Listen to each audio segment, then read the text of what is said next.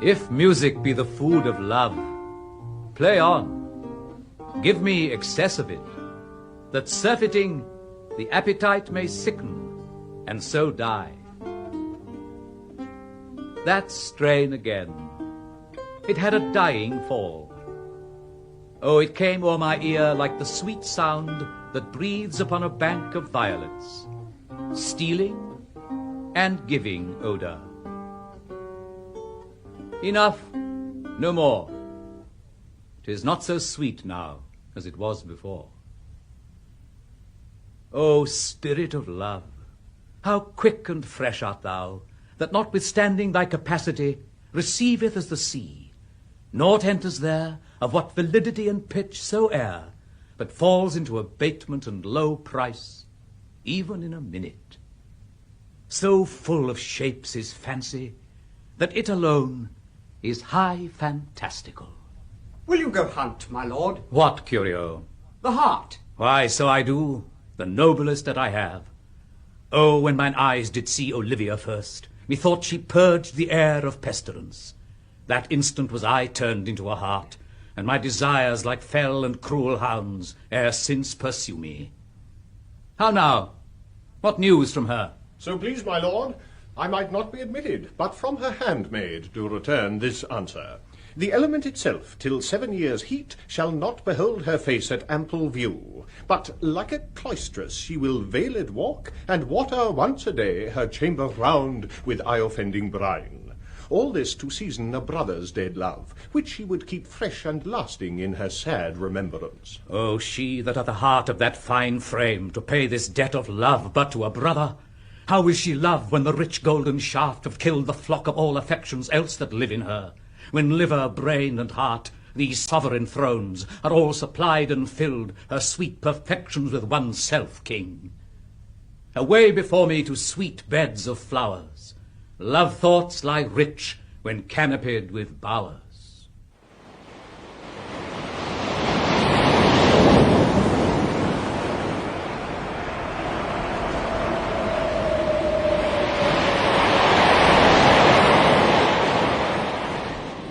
Country, friends, is this? This is Illyria, lady.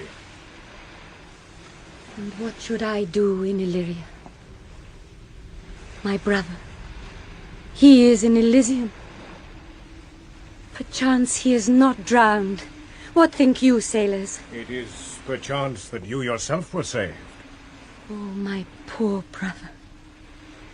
And so, perchance, may he be? True, madam. And to comfort you with chance, assure yourself, after our ship did split, when you and those poor numbers, saved with you, hung on our driving boat, I saw your brother, most provident in peril, bind himself, courage and hope both teaching him the practice, to a strong mast that lived upon the sea, where like Orion on the dolphin's back I saw him hold acquaintance with the waves so long as I could see. For saying so there's gold. Mine own escape unfoldeth to my hope, whereto thy speech serves for authority the like of him. Knowst thou this country? Ay, madam, well, for I was bred and born not 3 hours' travel from this very place. Who governs here? A noble duke, in nature as in name. What is his name? Orsino. Orsino? I have heard my father name him. He was a bachelor then. And so is now, or was so very late. For but a month ago I went from hence, and then 'twas fresh in murmur, as you know what great ones do, the less will prattle of, that he did seek the love of fair Olivia. What she? A virtuous maid, the daughter of a count that died some 12 months since, then leaving her in the protection of his son, her brother, who shortly also died. Oh. For whose dear love, they say, she hath abjured the sight and company of men. Oh, that I served that lady, and might not be delivered to the world till I had made mine own occasion mellow what my estate is. That were hard to compass, because she will admit no kind of suit, no, not the duke's. There is a fair behaviour in thee, captain, and though that nature with a beauteous wall doth oft close in pollution, yet of thee I will believe thou hast a mind that suits with this thy fair and outward character. I prithee, and I'll pay thee bounteously. Conceal me what I am, and be my aid for such disguise as haply shall become the form of my intent. I'll serve this duke. Thou shalt present me as an eunuch to him. It may be worth thy pains, for I can sing and speak to him in many sorts of music that will allow me very worth his service. What else may hap, to time I will commit. Only shape thou thy silence to my wit. Be you his eunuch, and your mute I'll be. When my tongue blabs, then let mine eyes not see. I thank thee. Lead me on.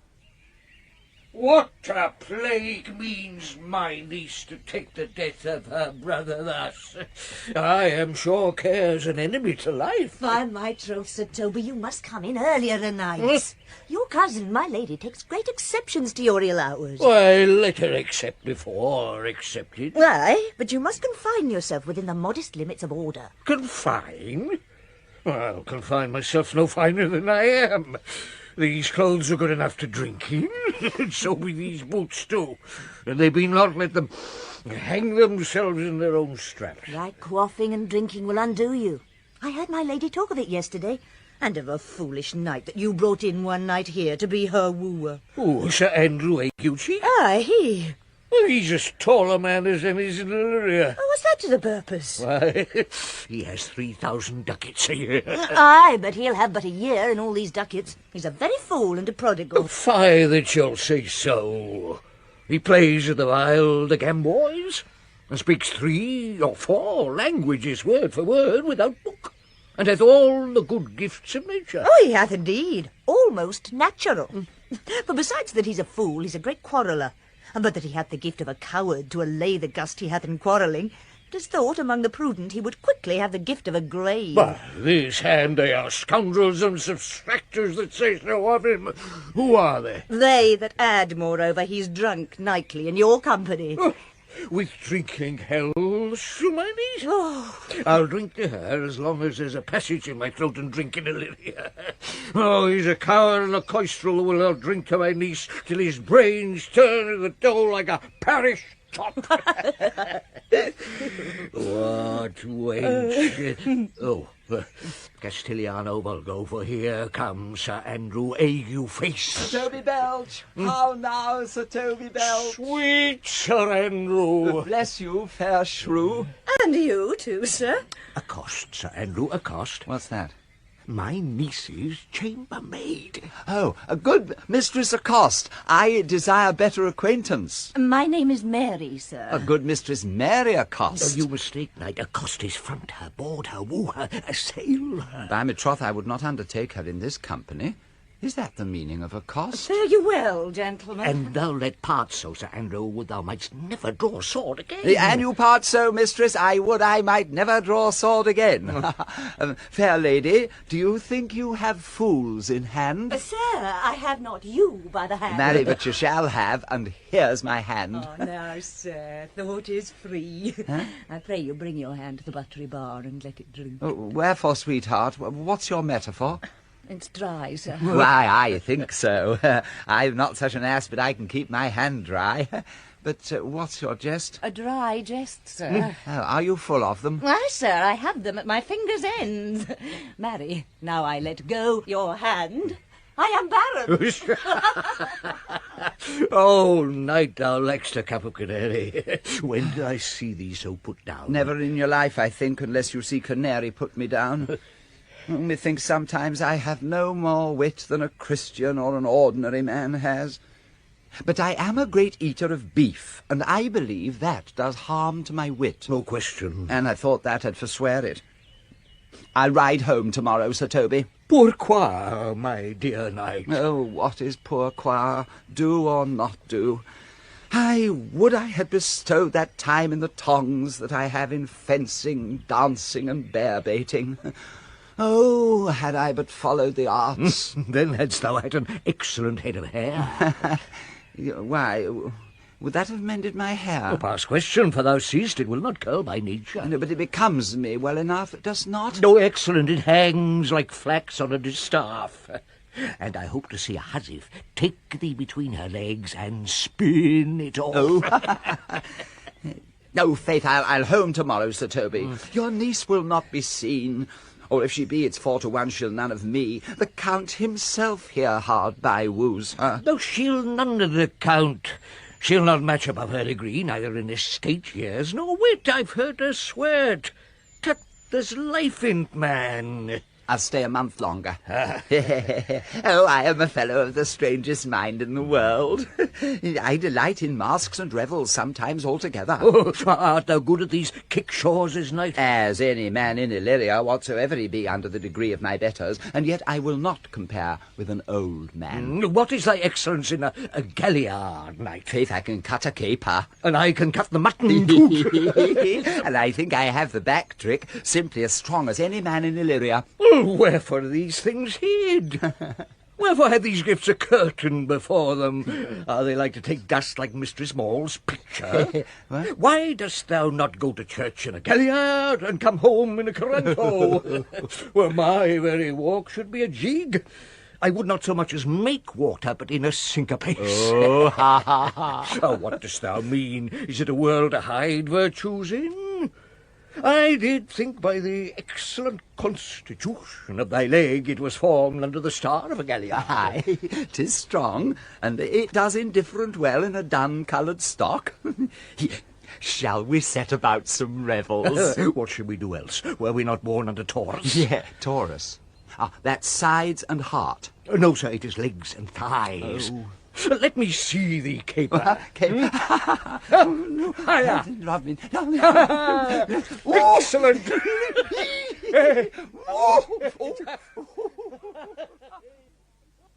Viola, now in man's attire, is in the Duke's service and known as Cesario. If the Duke continue these favours towards you, Cesario, you are like to be much advanced. He hath known you but 3 days, and already you are no stranger. You either fear his humour or my negligence, Valentine, that you call in question the continuance of his love. Is he inconstant, sir, in his favours? No, believe me. Here comes the Count. Who saw Cesario, ho? On your attendance, my lord, here. Stand you a while aloof. Cesario, thou know'st no less but all. I have unclasped to thee the book even of my secret soul. Therefore, good youth, address thy gate to her. Be not denied access. Stand at her doors, and tell them there thy fixed foot shall grow till thou have audience. Sure, my noble lord, if she be so abandoned to her sorrow as it is spoke, she never will admit me. Be clamorous and leap all civil bounds, rather than make unprofited return. Say I do speak with her, my lord, what then? Oh, then, unfold the passion of my love. Surprise her with discourse of my dear faith. It shall become thee well to act my woes. She will attend it better in thy youth than in a nuncio's of more grave aspect. I think not so, my lord. Dear lad, believe it. For they shall yet belie thy happy years that say thou art a man. Diana's lip is not more smooth and rubious. Thy small pipe is as the maiden's organ, shrill and sound. And all is semblative a woman's part. I know thy constellation is right apt for this affair. Some 4 or 5 attend him. All, if you will, for I myself am best when least in company. Prosper well in this, and thou shalt live as freely as thy lord, to call his fortunes thine. I'll do my best to woo your lady. Yet a baleful strife. Whoe'er I woo, myself would be his wife. Nay, either tell me where thou hast been, Feste, or I will not open my lips so wide as a bristle may enter in way of thy excuse. My lady will hang thee for thy absence. Let her hang me. He that is well hanged in this world needs to fear no colours. Oh, make that good. He shall see none to fear. Good Lenten answer. I can tell thee where that saying was born, of I fear no colours. Where, good Mistress Mary? In the wars. And that may you be bold to say in your foolery. Well, God give them wisdom that have it, and those that are fools, let them use their talents. Yet you will be hanged for being so long absent, or to be turned away. Is not that as good as a hanging to you? Many a good hanging prevents a bad marriage. And for turning away, let summer bear it out. You are resolute, then. Not so neither, but I am resolved on 2 points. That if one break, the other will hold. Or if both break, your gaskins fall. Apt. In good faith, very apt. Well, go thy way. If Sir Toby would leave drinking, thou wert as witty a piece of Eve's flesh as any in Illyria. Oh, Peaty Rogue, no more of that. Oh, here comes my lady. Make your excuse wisely. You were best. Wit, and be thy will, put me into good fooling. Those wits that think they have thee do very oft prove fools, and I that am sure I lack thee may pass for a wise man. For what says Quinapolus? Better a witty fool than a foolish wit. God bless thee, lady. Take the fool away. Do you not hear, fellows? Take away the lady. Go to, you are a dry fool. I'll no more of you. Besides, you grow dishonest. 2 faults, Madonna, that drink and good counsel will amend. For give the dry fool drink, then is the fool not dry. Bid the dishonest man mend himself. If he mend, he is no longer dishonest. If he cannot, let the botcher mend him. Anything that's mended is but patched. Virtue that transgresses is but patched with sin, and sin that amends is but patched with virtue. If that this simple syllogism will serve, so. If it will not, what remedy? As there is no true cuckold but calamity, so beauty's a flower. The lady bade take away the fool, therefore I say again, take her away. Sir, I bade them take away you. Misprision in the highest degree. Lady, cuculus non fecit monachum. That's as much to say as I wear not motley in my brain. Good Madonna, give me leave to prove you a fool.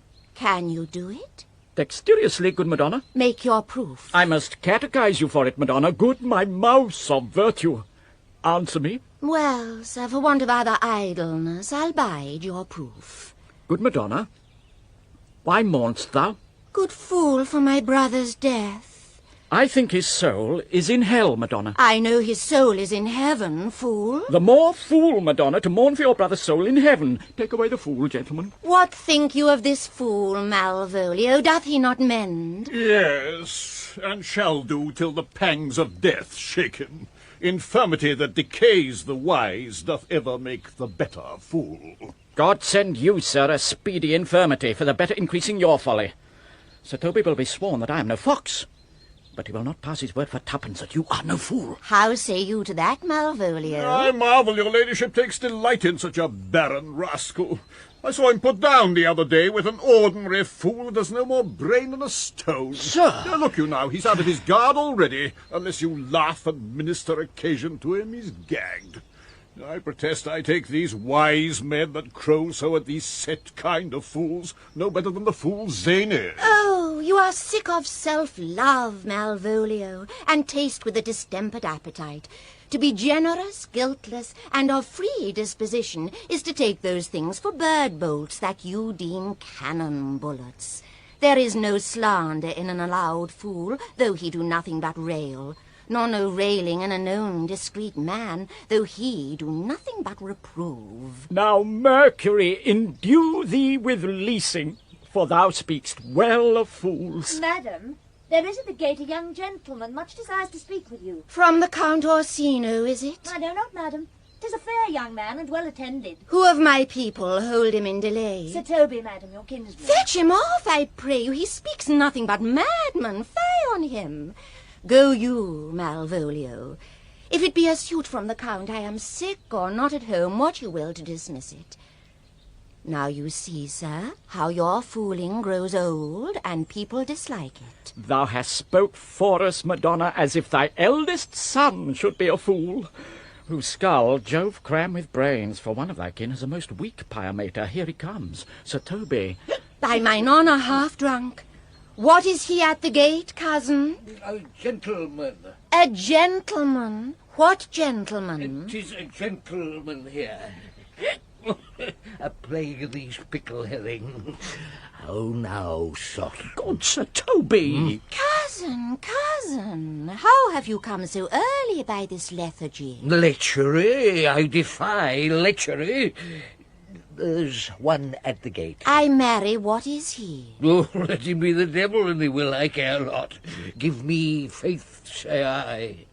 Oh, well, it's all one. What's a drunken man like, fool? Like a drowned man, a fool, and a madman. One draught above heat makes him a fool, the second mads him, and a third drowns him. Go thou and seek the crowner, and let him sit in my cars, for he's in the 3rd degree of drink. He is drowned. Go, look after him. He is but mad yet, Madonna, and the fool shall look to the madman. Madam, yon young fellow swears he will speak with you. I told him you were sick. He takes on him to understand so much, and therefore comes to speak with you. I told him you were asleep. He seems to have a foreknowledge of that too, and therefore comes to speak with you. What is to be said to him, lady? He's fortified against any denial. Tell him he shall not speak with me. He has been told so. And he says he'll stand at your door like a sheriff's post and be the supporter to a bench, but he'll speak with you. What kind a man is he? Why, of mankind. What manner of man? A very ill manner. He'll speak with you, will you, or no? Of what personage and years is he? Not yet old enough for a man, nor young enough for a boy. As a squash is before 'tis a peace cod, or a codling when 'tis almost an apple. 'Tis with him mean standing water between boy and man. He's very well favoured. When he speaks very shrewishly, one would think his mother's milk was scarce out of him. Let him approach. Call in my gentlewoman. Gentlewoman, my lady calls. Give me my veil. Come, throw it o'er my face. We'll once more hear Orsino's embassy. The honourable lady of the house? Which is she? Speak to me, I shall answer for her. Your will. Most radiant, exquisite, and unmatchable beauty. I pray you, tell me if this be the lady of the house, for I never saw her. I would be loath to cast away my speech, for besides that it is excellently well penned, I have taken great pains to con it. Good beauties, let me sustain no scorn. I am very comfortable even to the least sinister usage. Whence came you, sir? I can say little more than I have studied, and that question's out of my part. Good, gentle one, give me modest assurance, if you be the lady of the house, that I may proceed with my speech. Are you a comedian? No, my profound heart, and yet by the very fangs of malice I swear I am not that I play. Are you the lady of the house? If I do not usurp myself, I am. Most certain, if you are she, you do usurp yourself. For what is yours to bestow is not yours to reserve. But this is from my commission. I will on with my speech in your praise, and then show you the heart of my message. Come to what is important, and I forgive you the praise. Alas, I took great pains to study it, and 'tis poetical. It is the more like to be feigned. I pray you keep it in. I heard you were saucy at my gates, and allowed your approach rather to wonder at you than to hear you. If you be not mad, begone. If you have reason, be brief. 'Tis not that time of moon with me to make one in so skipping a dialogue. Will you hoist sail, sir? Here lies your way. No, good swabber, I am to hull here a little longer. Some mollification for your giant, sweet lady. Tell me your mind. I am a messenger. Sure you have some hideous matter to deliver when the courtesy of it is so fearful. Speak your office. It alone concerns your ear. I bring no overture of war, no taxation of homage. I hold the olive in my hand. My words are as full of peace as matter. Yet you began rudely. What are you? What would you? The rudeness that hath appeared in me have I learnt from my entertainment. What I am and what I would are as secret as maidenhead. To your ear, divinity. To any other's, profanation. Give us the place alone. We will hear this divinity. Now, sir, what is your text? Most sweet lady. A comfortable doctrine, and much may be said of it. Where lies your text? In Orsino's bosom. In his bosom? In what chapter of his bosom? To answer by the method, in the first of his heart. Oh, I have read it. It is heresy. Have you no more to say? Good madam, let me see your face. Have you any commission from your lord to negotiate with my face? You are now out of your text. But we will draw the curtain and show you the picture. Look you, sir, such a one I was this present. Is not well done? Excellently done.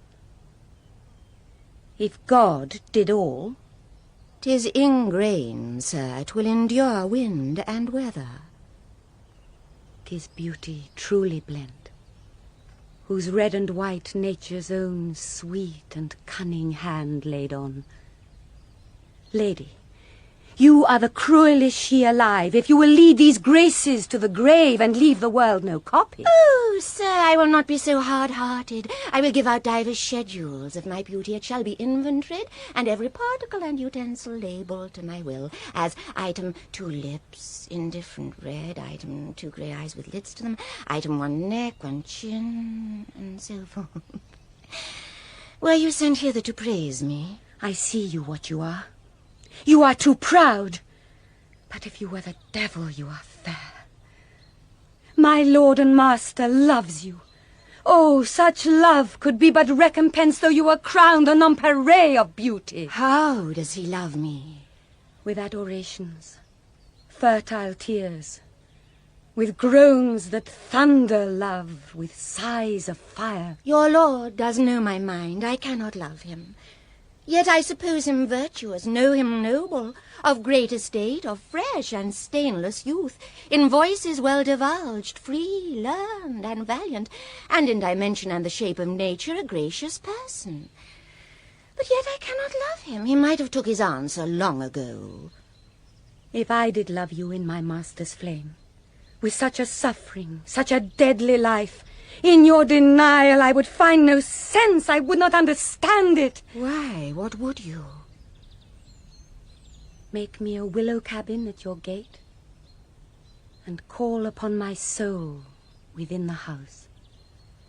Write loyal cantons of contemned love, and sing them loud, even in the dead of night.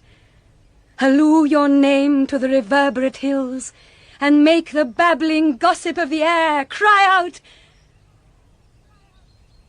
Olivia. Oh, you should not rest between the elements of air and earth, but you should pity me. You might do much. What is your parentage? Above my fortunes, yet my state is well. I am a gentleman. Get you to your lord. I cannot love him. Let him send no more, unless perchance you come to me again to tell me how he takes it. Fare you well. I thank you for your pains. Spend this for me. I am no feed-post, lady. Keep your purse. My master, not myself, lacks recompense. Love make his heart of flint that you shall love, and let your fervour, like my master's, be placed in contempt. Farewell, fair cruelty. What is your parentage? Above my fortunes, yet my state is well. I am a gentleman. I'll be sworn thou art. Thy tongue, thy face, thy limbs, actions, and spirit do give thee fivefold blazon. Not too fast, soft, soft. Unless the master with a man. How now? Even so quickly may one catch the plague. Methinks I feel this youth's perfections with an invisible and subtle stealth to creep in at mine eyes. Well, let it be. What ho, Malvolio? Here, madam, at your service. Run after that same peevish messenger, the Countess man. He left this ring behind him. Would I or not? Tell him I'll none of it. Desire him not to flatter with his lord, nor hold him up with hopes. I am not for him. If that the youth will come this way tomorrow, I'll give him reason for it. Hie thee, Malvolio. Madam, I will. I know not what, and fear to find mine eye too great a flatterer for my mind. Fate, show thy force. Ourselves we do not owe. What is decreed must be. And be this so. Sebastian, Viola's brother, and Antonio, a sea captain. Will you stay no longer? Nor will you not that I go with you? By your patience, no, Antonio. My stars shine darkly over me.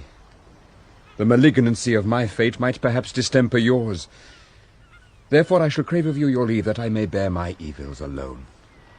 It were a bad recompense for your love to lay any of them on you. Let me yet know of you whither you are bound. No, sooth, sir.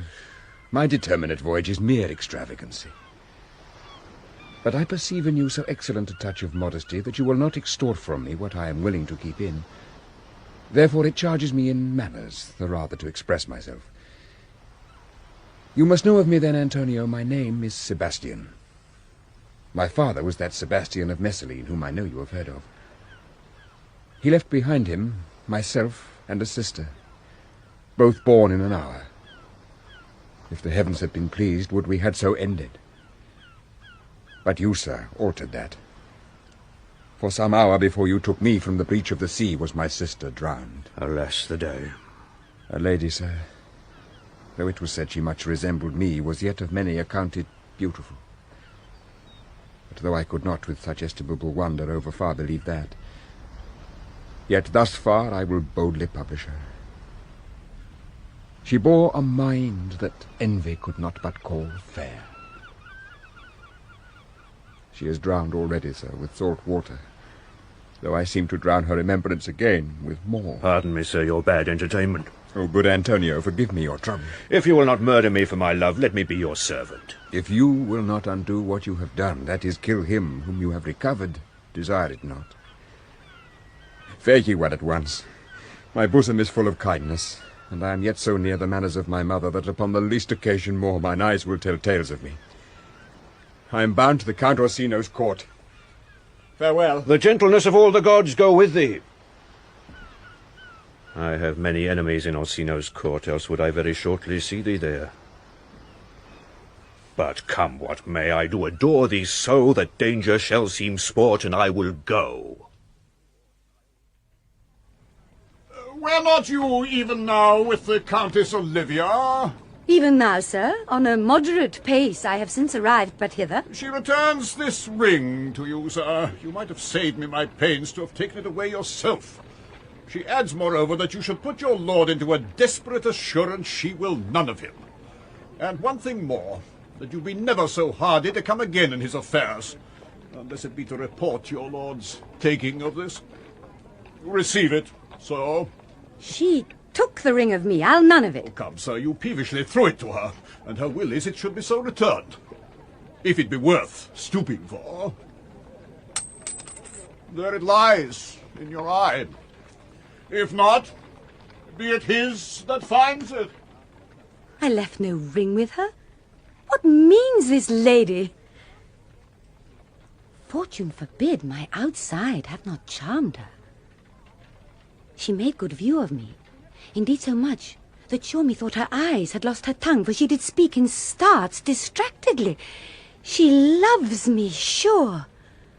The cunning of her passion invites me in this churlish messenger. None of my lord's ring, why he sent her none. I am the man. If it be so, as 'tis. Poor lady, she were better love a dream. Disguise, I see thou art a wickedness, wherein the pregnant enemy does much. How easy is it for the proper false in women's waxen hearts to set their forms. Alas, our frailty is the cause, not we, for such as we are made of, such we be. How will this fadge? My master loves her dearly, and I, poor monster, fond as much on him, and she, mistaken, seems to dote on me. What will become of this? As I am man, my state is desperate for my master's love. As I am woman, now alas the day, what thriftless sigh shall poor Olivia breathe? Oh, time, thou must untangle this, not I. It is too hard a knot for me to untie. Sir Andrew, not to be abed after midnight is to be up betimes, and illucular surgery, well, thou knowest. Nay, by my troth, I know not. But I know to be up late is to be up late. No, a false conclusion. I hate it as an unfilled can. To be up after midnight and to go to bed then is early, so that to go to bed after midnight is to go to bed betimes. Does not our lives consist of the four elements? Faith, so they say, but I think it rather consists of eating and drinking. Thou art a scholar. Let us therefore eat and drink. Marianne, I say a stoup of wine. Ah, here comes the fool, i'faith. How now, my hearts? Did you never see the picture of we three? Welcome, ass. Now, let's have a cat. Oh, by my troth, the fool has an excellent breast. I had rather than 40 shillings I had such a leg and so sweet a breath to sing as the fool has. In sooth, thou wast in very gracious fooling last night, when thou spokest of Pigrogrometus of the Vapians passing the equinoctial of Quibus. Oh, 'twas very good, i'faith. I sent thee 6pence for thy leman. Hadst it? I did. Impeticos thy gratility. For Malvolio's nose is no whipstock. My lady has a white hand, and the myrmidons are no bottle ale houses. Oh, excellent. Why, this is the best fooling when all is done. Now, a song. Come on, there. Here's 6pence for you. Let's have a song. There's a testril of me, too. If one night give us... Would you have a love song? Or a song of good life? A love song, a love song. Aye, I care not for good life. Oh, mistress mine, where are you roaming? Oh, mistress mine, where are you roaming? Oh, stay and hear your true love's coming. Oh, stay and hear your true love's coming. That can sing both high and low. Trip no farther, pretty sweeting. Journey's ending, lovers meeting. Every wise man's son doth know. Excellent, good, i'faith. Good. What is love? 'Tis not hereafter. What is love? 'Tis not hereafter. Present mirth hath present laughter. Present mirth hath present laughter. What's to come is still unsure. In delay there lies no plenty. Then come kiss me, sweet and 20. Youth's a staff will not endure. A mellifluous voice as am a true knight. A contagious breath. Very sweet and contagious, i'faith. To hear by the nose it is dulcet in contagion. But shall we make the welkin dance, indeed? Shall we rouse the night owl in a catch that will draw 3 souls out of one weaver? Shall we do that? An you love me, let's do't. Oh, I'm a dog at a catch. By our lady, sir, and some dogs will catch well. Most certain. Let our catch be thou knave. Hold thy peace, thou knave, knight. I shall be constrained in to call thee knave, knight. 'Tis not the first time I have constrained one to call me knave. Begin, fool. It begins, hold thy peace. Oh, I shall never begin if I hold my peace. Good, i'faith. Now come, begin. Hold thy peace, and I prithee hold thy peace. Hold thy peace, and I prithee hold thy peace. Hold thy peace, and I hold thy peace, thou knave. Thou knave. Hold thy peace, thou knave. Thou knave. Hold thy peace. What a caterwauling do you keep here? If my lady have not called up her steward Malvolio and bid him turn you out of doors, never trust me. My lady's a Cataean, we are politicians. Malvolio's a peg Ramsey, and 3 merry men be we. Am I not consanguineous? Am I not of her blood? Dilly valley! Lady, there dwelt a man in Babylon, lady. Beshrew me the knight's in admirable fooling. Aye, he does well enough if he be disposed, and so do I too. He does it with a better grace, but I do it more natural. Oh, the 12th day of December. My true love said For the to love me, of God, peace! Are you mad? My masters, are you mad? Or what are you? Have you no wit, manners, nor honesty, but to gabble like tinkers at this time of night? Do you make an ale-house of my lady's house, that ye squeak out your cosiest catches without any mitigation or remorse of voice? Is there no respect of place, persons, nor time in you? We did keep time, sir, in our catches. Snack up. Sir Toby, I must be round with you. My lady bade me tell you that though she harbours you as her kinsman, she's nothing allied to your disorders. If you can separate yourself in your misdemeanours, you are welcome to the house. If not, and it would please you to take leave of her, she is very willing to bid you farewell. Farewell, dear heart, since I must needs be gone. Nay, good Sir Toby. His eyes do show his days are almost done. Is even so. But I will never die. Sir Toby, there you lie. This is much credit to you. Shall I bid him go? What and if you do? Shall I bid him go and spare not? Oh, no, you dare not. Out of tune, sir. You lie. Art any more than a steward?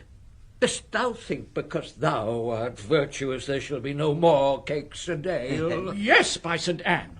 And ginger shall be hot in the mouth too. Right in the right.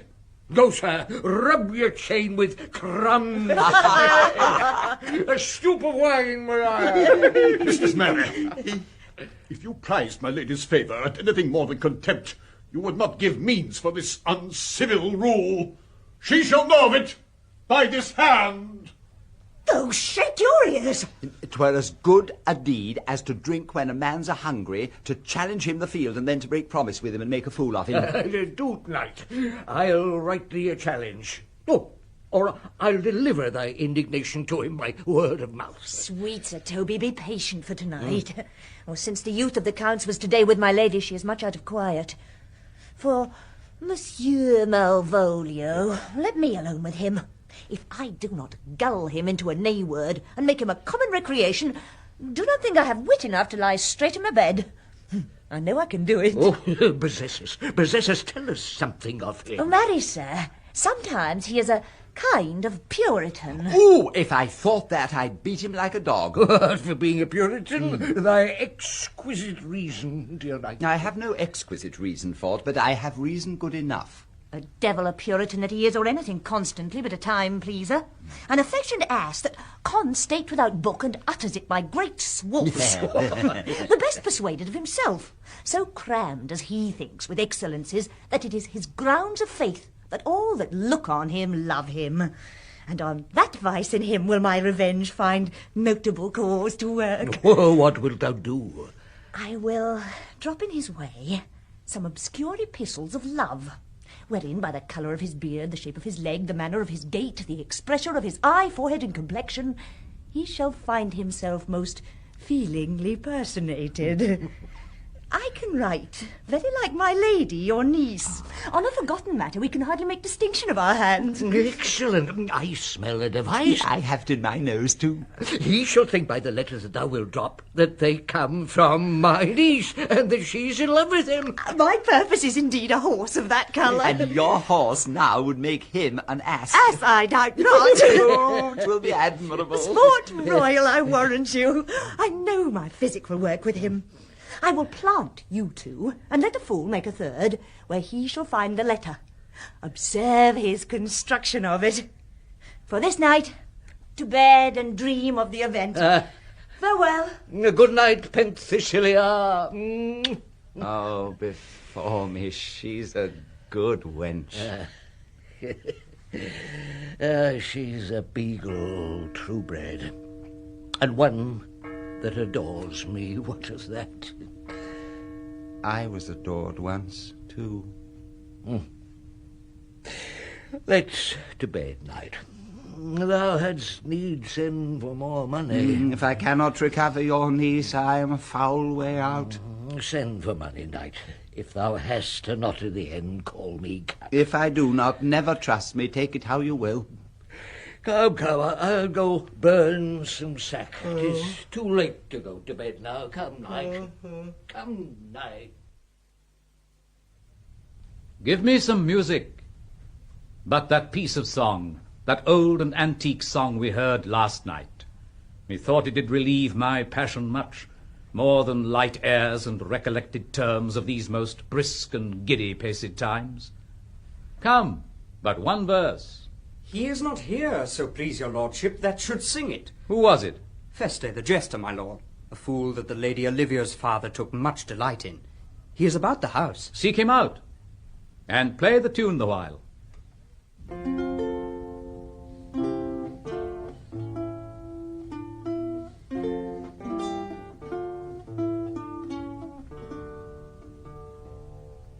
Come hither, boy. If ever thou shalt love, in the sweet pangs of it, remember me. For such as I am, all true lovers are, unstayed and skittish in all motions else, save in the constant image of the creature that is beloved. How dost thou like this tune? It gives a very echo to the seat where love is throned. Thou dost speak masterly. Thy life upon't, young though thou art, thine eye hath stayed upon some favour that it loves. Hath it not, boy? A little. By your favour. What kind of woman is't? Of your complexion. She is not worth thee, then. What years, i' faith? About your years, my lord. Too old, by heaven. Let still the woman take an elder than herself. So wears she to him, so sways she level in her husband's heart. For, boy, however we do praise ourselves, our fancies are more giddy and unfirm, more longing, wavering, sooner lost and worn than women's are. I think it well, my lord. Then let thy love be younger than thyself, or thy affection cannot hold the bent. For women are as roses, whose fair flower, being once displayed, doth fall that very hour. And so they are. Alas, that they are so. To die, even when they to perfection grow. Oh, fellow, come! The song we had last night. Mark it, Cesario. It is old and plain. The spinsters and the knitters in the sun, and the free maids that weave their thread with bones, do use to chant it. It is silly sooth, and dallies with the innocence of love, like the old age. Are you ready, sir? Aye, prithee, sing. Come away, death, and in sad cypress let me be laid. Fly away, breath, I am slain by a fair cruel maid. My shroud of white stock all with you. Oh, prepare it, my part of death, no one so true did share it.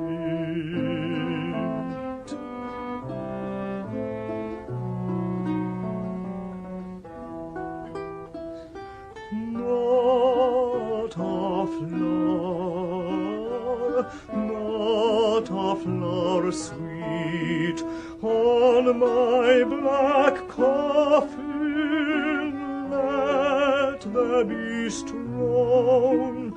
Not a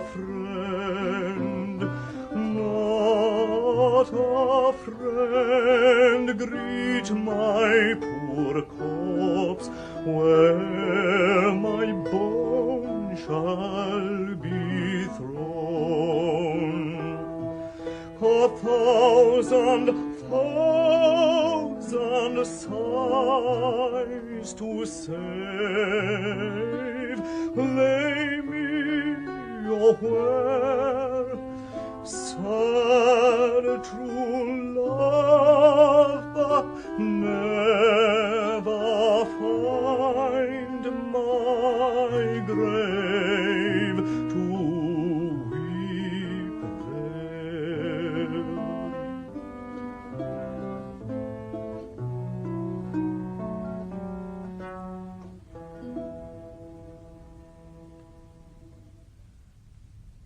Theirs, for thy pains.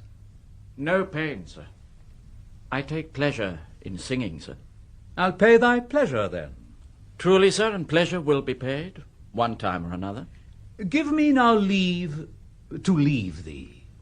Now the melancholy God protect thee, and the tailor make thy doublet of changeable taffeta, for thy mind is a very opal. I would have men of such constancy put to sea, that their business might be everything and their intent everywhere. For that's it. That always makes a good voyage of nothing. Farewell. Let all the rest give place. Once more, Cesario, get thee to yon same sovereign cruelty. Tell her my love, more noble than the world, prizes not quantity of dirty lands. The parts that fortune hath bestowed upon her, tell her I hold as giddily as fortune. But 'tis that miracle and queen of gems that nature pranks her in, attracts my soul. But if she cannot love you, sir? I cannot be so answered. Sooth, but you must. Say that some lady, as perhaps there is, hath for your love as great a pang of heart as you have for Olivia. You cannot love her. You tell her so. Must she not then be answered? There is no woman's sides can bide the beating of so strong a passion as love doth give my heart. No woman's heart so big to hold so much. They lack retention. Alas, their love may be called appetite, no motion of the liver but the palate that suffers surfeit, climate, and revolt. But mine is all as hungry as the sea, and can digest as much. Make no compare between that love a woman can bear me, and that I owe Olivia. Aye, but I know. What dost thou know? Too well what love women to men may owe. In faith they are as true of heart as we. My father had a daughter, loved a man. As it might be, perhaps were I a woman, I should your lordship. And what's her history? A blank, my lord. She never told her love, but let concealment, like a worm i' the bud, feed on her damask cheek. She pined in thought, and with a green and yellow melancholy she sat like Patience on a monument, smiling at grief. Was not this love indeed? We men may say more, swear more, but indeed our shows are more than will, for still we prove much in our vows, but little in our love. But died thy sister of her love, my boy? I am all the daughters of my father's house, and all the brothers too, and yet I know not. Sir, shall I to this lady? Aye, that's the theme. To her in haste. Give her this jewel. Say, my love can give no place, bide no denay. Come thy way, Signor Fabian. Nay, I'll come, Sir Toby. If I lose a scruple of this sport, let me be boiled to death with melancholy. Wouldst thou not be glad to have the niggardly, rascally sheep-biter come by some notable shame? I would exult, man. You know he brought me out of favour with my lady about a bear baited here. To anger him, we'll have the bear again, and we will fool him black and blue. Shall we not, Sir Andrew? And we do not, it is pity of our lives. Ah, here comes the little villain. How now, my metal of India? Get ye all three into the box tree. Malvolio's coming down this wall. Oh. He has been yonder i' the sun, practising behaviour to his own shadow this half hour. Oh, observe him for the love of mockery, for I know this letter will make a contemplative idiot of him. Close in the name of jesting. Lie thou there, for here comes the trout that must be caught with tickling. Is but fortune, all is fortune. Maria once told me she did affect me, and I have heard herself come thus near that should she fancy it should be one of my complexion. Besides, she uses me with a more exalted respect than anyone else that follows her. What should I think of? He is an overweening rogue. Oh, peace! Contemplation makes a rare turkey cock of him. How he jets under his advanced plumes. Slight I could so beat the rogue. Peace, I say. Toby, Count Malvolio. Arrow! Pistol him. Peace. There's example for it. The lady of the Straight married the yeoman of the wardrobe. Fie on him, Jezebel. Oh, peace! Now he's deeply in. Look how imagination blows Having him. been 3 months married to her, sitting in my stage. Oh, for a stone bow to hit him in the eye. Calling my officers about me in my branched velvet gown, having come from a daybed where I have left Olivia sleeping. Fire and brimstone. Oh, peace. And then to have the humour of state. And after a demure travel of regard, telling them I know my place as I would they should do theirs, to ask for my kinsman Toby. Bolts and shackles. Oh, peace. Now. 7 of my people with an obedient start make out for him. I frown the while and perchance wind up my watch or play with some rich jewel. Toby approaches, curtsies there to me. Shall this fellow live? Though our silence be drawn from us with cares, yet peace. I extend my hand to him thus, quenching my familiar smile with an austere regard of control. And does not Toby take you a blow at the lips? Saying, Cousin Toby, my fortunes having cast me on your niece, give me this prerogative of speech. What? You must amend your drunkenness. Nay, patience, or we break the sinews of our plot. Besides, you waste the treasure of your time with a foolish knight. That's me, I warrant you. One Sir Andrew. I knew 'twas I, for many do call me fool. What employment have we here? No, it's a woodcock near the gin. Peace and the spirit of humours intimate reading aloud to him. By my life, this is my lady's hand. These be her very C's, her U's, and her T's, and thus makes she her great P's. It is in contempt of question, her hand. Her C's, her U's, and her T's? Why that? To the unknown beloved, this and my good wishes. Her very phrases. By your leave, Wax. But soft, and the impressure her Lucrece with which she uses to seal. 'Tis my lady. To whom should this be? This wins him liver and all. Jove knows I love, but who? Lips do not move, no man must know. No man must know. What follows? The number's altered. No man must know. If this should be thee, Malvolio. Mary, hang thee, Brooke. I may command where I adore, but silence like a Lucrece knife with bloodless stroke my heart doth gore. M-O-A-I doth sway my life. A fustian riddle. Excellent wench, say I. M-O-A-I doth sway my life. Nay, but first let me see. What dish of poison has she dressed him? And with what wing the Staniel checks I may command where I adore. Why, she may command me. I serve her, she is my lady. Why, this is evident to any formal capacity. There is no obstruction in this. At the end, what should that alphabetical position portend? If I could make that resemble something in me. Softly, M-O-A-I.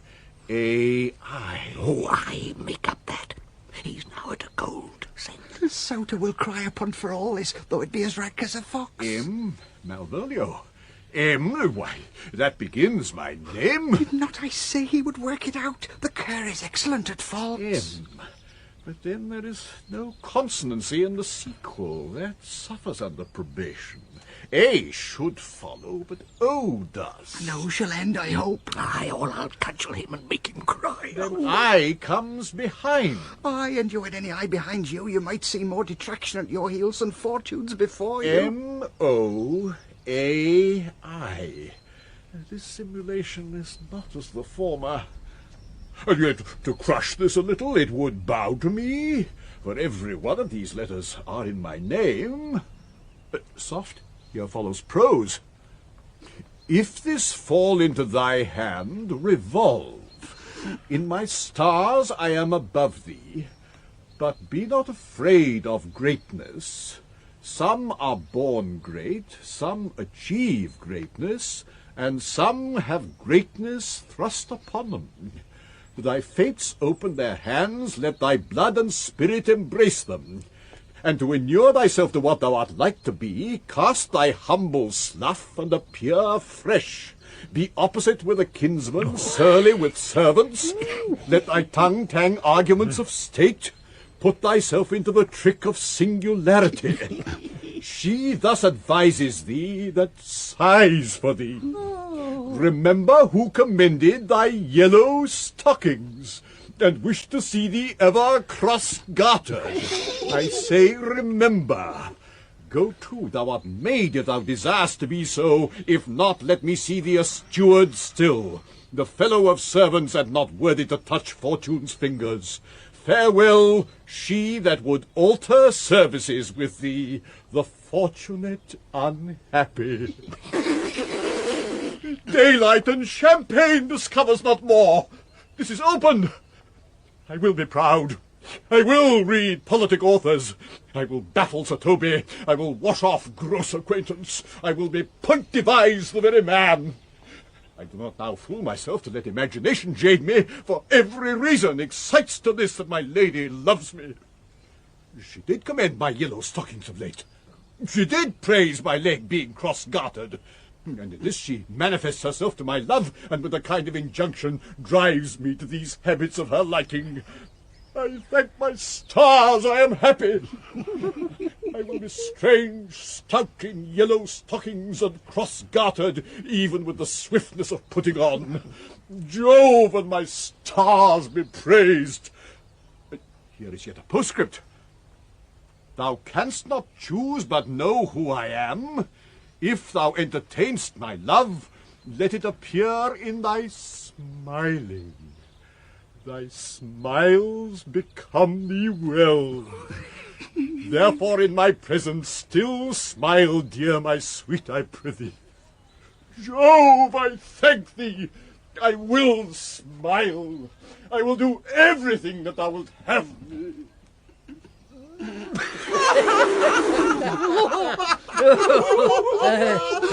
I will not give my part in this sport for a pension of thousands to be paid from the Sophie. I could marry this wench for this device. So could I too. And ask no other dowry with her but such another chest. Nor I neither. Oh, here comes my noble gull-catcher. Ah, will thou sit down? Foot on my neck. All of mine either.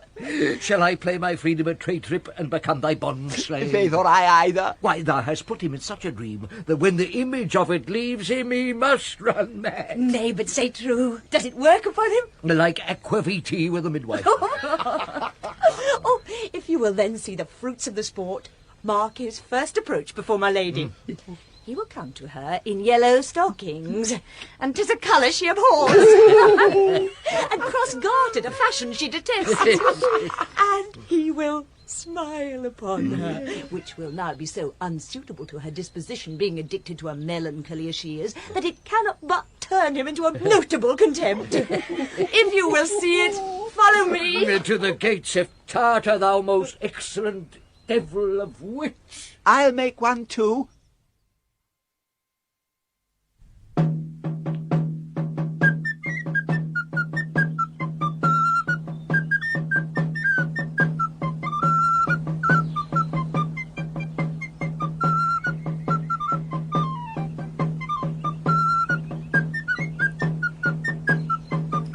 Save thee, friend, and thy music. Dost thou live by thy table? No, sir. I live by the church. Art thou a churchman? No such matter, sir. I do live by the church, for I do live at my house, and my house doth stand by the church. So thou mayst say the king lies by a beggar if a beggar dwell near him, or the church stands by thy tabor if thy tabor stand by the church. You have said, sir. Ah, to see this age, a sentence is but a cheverel glove to a good wit. How quickly the wrong side may be turned outward. Nay, that's certain. They that dally nicely with words may quickly make them wanton. I would therefore my sister had no name, sir. Why, man? Why, sir? Her name's a word, and to dally with that word might make my sister wanton. But indeed, words are very rascals, since bonds disgrace them. Thy reason, man. Troth, sir, I can yield you none. Without words, and words are grown so false, I am loath to prove reason with them. I warrant thou art a merry fellow, and carest for nothing. Not so, sir. I do care for something. But in my conscience, sir, I do not care for you. If that be to care for nothing, sir, I would it would make you invisible. Art not thou the Lady Olivia's fool? No, indeed, sir. The Lady Olivia has no folly. She will keep no fool, sir, till she be married. And fools are as like husbands as pilchards are to herrings. The husband's the bigger. I am indeed not a fool, but a corrupter of words. I saw thee late at the Count Orsino's. Foolery, sir, does walk about the orb like the sun. It shines everywhere. I would be sorry, sir, but the fool should be as oft with your master as with my mistress. I think I saw your wisdom there. Nay, and you pass upon me, I'll know more of thee. Hold, here's expenses for thee. Now, Jove, in his next commodity of hair, send thee a beard. By my troth, I'll tell thee, I'm almost sick for one, though I would not have it grow on my chin. Is thy lady within? Would not a pair of these have bread, sir? Yes, being kept together and put to use. I would play Lord Pandarus of Phrygia, sir, to bring a Cressida to this Troilus. I understand you, sir. 'Tis well begged. The matter, I hope, is not great, sir, begging but a beggar. Cressida was a beggar. My lady is within, sir. I will construe to them whence you come, who you are, and what you would are out of my welkin. I might say element, but the word is overworn.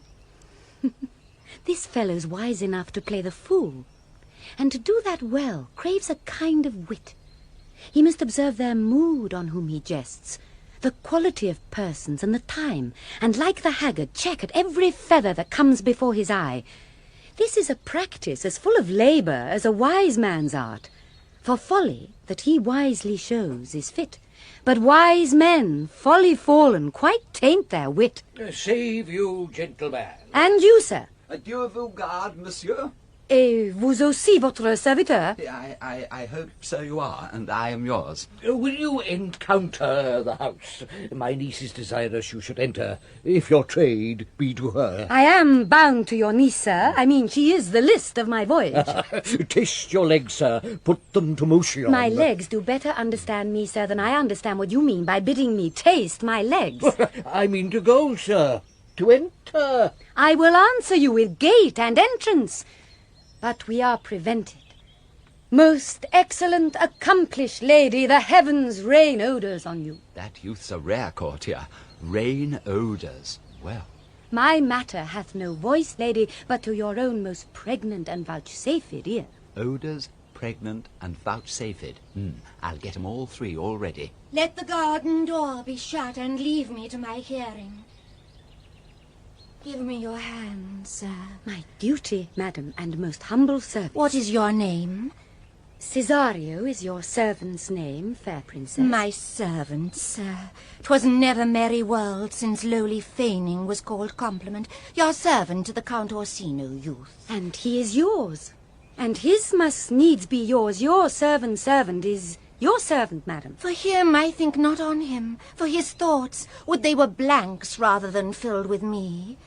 Madam, I come to whet your gentle thoughts on his behalf. Oh, by your leave, I pray you. I bade you never speak again of him. But would you undertake another suit? I had rather hear you to solicit that than music from the spheres. Dear lady. Give me leave, beseech you. I did send, after the last enchantment you did hear, a ring in chase of you.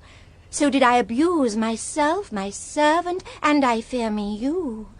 Under your hard construction must I sit, to force that on you in a shameful cunning which you knew none of yours. What might you think? Have you not set mine honour at the stake, and baited it with all the unmuzzled thoughts the tyrannous heart can think? To one of your receiving, enough is shown. A cypress, not a bosom, hides my heart. So let me hear you speak. I pity you. That's a degree to love. No, not agrees, for 'tis a vulgar proof that very oft we pity enemies. Why, then, methinks 'tis time to smile again. O world, how apt the poor are to be proud. If one should be a prey, how much the better to fall before the lion than the wolf. The clock upbraids me with a waste of time. Be not afraid, good youth, I will not have you. And yet when wit and youth is come to harvest, your wife is like to reap a proper man. There lies your way, due west. Then westward ho! Grace and good disposition attend your ladyship. You'll nothing, madam, to my lord by me. Stay. I prithee tell me what thou think'st of me. That you do think you are not what you are. If I think so, I think the same of you. Then think you right. I am not what I am. I would you were as I would have you be. Would it be better, madam, than I am? I wish it might, for now I am your fool. Oh, what a deal of scorn looks beautiful in the contempt and anger of his lip. A murderous guilt shows not itself more soon than love that would seem hid. Love's night is noon. Cesario, by the roses of the spring, by maidhood, honour, truth, and everything, I love thee so, that maugre all thy pride, nor wit nor reason can my passion hide. Do not extort thy reasons from this clause, for that I woo, thou therefore hast no cause. But rather reason thus, with reason fetter. Love sought is good, but given unsought is better. By innocence I swear, and by my youth, I have one heart, one bosom, and one truth, and that no woman has, nor never none shall mistress be of it save I alone. And so adieu, good madam. Nevermore will I my master's tears to you deplore. Yet come again, for thou perhaps mayst move that heart which now abhors to like his love. No, faith, I'll not stay a jot longer. Thy reason, dear Venom, give thy reason. You must needs yield your reason, Sir Andrew. Marry, I saw your niece do more favours to the Count's serving man than ever she bestowed upon me. I saw it in the orchard. Ah, did she see thee the while, old boy? Tell me that. As plain as I see you now. Oh, this was a great argument of loving her towards you. Slight Fabian, will you make an ass of me? I will prove it legitimate, sir, upon the oaths of judgment and reason. And there have been grand jurymen since before Noah was a sailor. She did show favour to the youth in your sight, only to exasperate you, to awake your dormouse valour, to put fire in your heart and brimstone in your liver. You should then have accosted her, and with some excellent jests fire new from the mint, you should have banged the youth into dumbness. This was looked for at your hand, and this was balked. The double guilt of this opportunity you let time wash off, and you are now sailed into the north of my lady's opinion, where you will hang like an icicle on a Dutchman's beard, unless you do redeem it by some laudable attempt either of valour or policy. And be any way, it must be with valour. For policy I hate. I had as lief be a brownist as a politician. Why then build me thy fortunes upon the basis of valour. Challenge me the Count's youth to fight with him. Hurt him in 11 places. My niece shall take note of it. And assure thyself there is no love broker in the world can more prevail in man's commendation with woman than the report of valour. There is no way but this, Sir Andrew. Will either of you bear me a challenge to him? Go, write it in a martial hand. Be cursed and brief. It is no matter how witty, so it be eloquent and full of invention. Taunt him with the licence of ink. If thou thou'st him some thrice, it shall not be amiss. And as many lies as will lie in thy sheet of paper, although the sheet were big enough for the bed of wear in England, set them down, go about it. Let there be gall enough in thy ink though thou write with a goose pen, no matter. About it. Where shall I find you? I will call thee at the cubiculo. Go. This is a dear mannequin to you, Sir Toby. Oh, I have been dear to him, lad, some 2,000 strong or so. We shall have a rare letter from him, but you'll not deliver it. Oh, never trust me then, Fabian, and by all means stir on the youth to an answer. I think ox and wain ropes cannot hale them together. For Andrew, if he were opened, and you find so much blood in his liver as will clog the foot of a flea, I'll eat the rest of the anatomy. And his opposite the youth bears in his visage no great presage of cruelty. Ah, look where the youngest wren of 9 comes. If you desire the spleen and will laugh yourselves into stitches, follow me. Yond gull Malvolio is turned heathen, a very renegado. For there is no Christian that means to be saved by believing rightly can ever believe such impossible passages of grossness. He's in yellow stockings. Cross garter. Almost villainously. Like a pedant that keeps a school in the church. I've dogged him like his murderer. He does obey every point of the letter I dropped to betray him. He does smile his face into more lines than is in the new map with the augmentation of the Indies. You have not seen such a thing as 'tis. I can hardly forbear hurling things at him. I know my lady will strike him. If she do, he'll smile and take it for a great favour. Come, bring us where he is. Sebastian and Antonio have now reached the town. I would not by my will have troubled you, but since you make your pleasure of your pains, I will no further chide you. I could not stay behind you. My desire more sharp than filed steel did spur me forth, and not all love to see you, though so much as might have drawn one to a longer voyage, but jealousy, what might befall your travel, being skilless in these parts, which to a stranger unguided and unfriended often prove rough and unhospitable. My willing love, though rather by these arguments of fear, set forth in your pursuit. My kind Antonio, I can no other answer make, but thanks, and ever thanks. And oft good turns are shuffled off with such uncurrent pay. But were my worth, as is my conscience firm, you should find better dealing. What's to do? Shall we go see the relics of this town? Tomorrow, sir. Best first go see your lodging. I am not weary, and 'tis long tonight. I pray you, let us satisfy our eyes with the memorials and the things of fame that do renown this city. Would you pardon me? I do not without danger walk these streets. Once in a sea fight against the county's galleys I did some service, of such note indeed that were I ta'en here it would scarce be answered. Belike you slew great number of his people? The offence is not of such a bloody nature, albeit the quality of the time and quarrel might well have given us bloody argument. It might have since been answered in repaying what we took from them, which, for traffic's sake, most of our city did. Only myself stood out, for which if I be lapsed in this place I shall pay dear. Do not then walk too open. It doth not fit me. Hold, sir. Here's my purse. In the south suburbs at the Elephant is best to lodge.